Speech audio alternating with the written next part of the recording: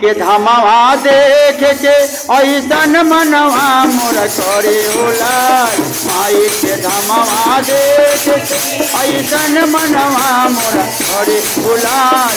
रह जैती हम एही नगरिया जैती न अपना करे उलाल।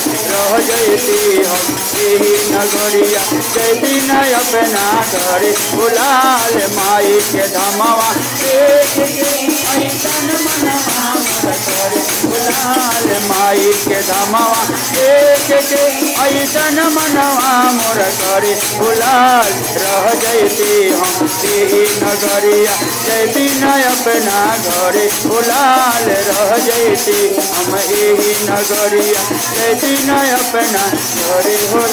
अरे विष्णु जी आए गोहरावेले शंकर जी डमरू बजावेले। बीना के ताल पर नारद बाबा माई भजनिया सुनावेले।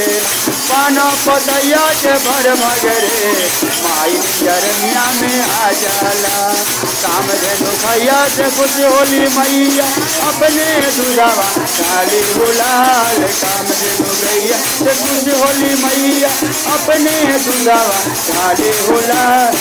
रह जैती हम एही नगरिया जैती न अपना घरे गुलाल। रह जैती हम एही नगरिया जैती न अपना। अरे रोज विश्वकर्मा जी आवेले माई के मंदिर सजावेले। वर्मा जी अलगे जगावेले भक्ति में सबके झुमावेले।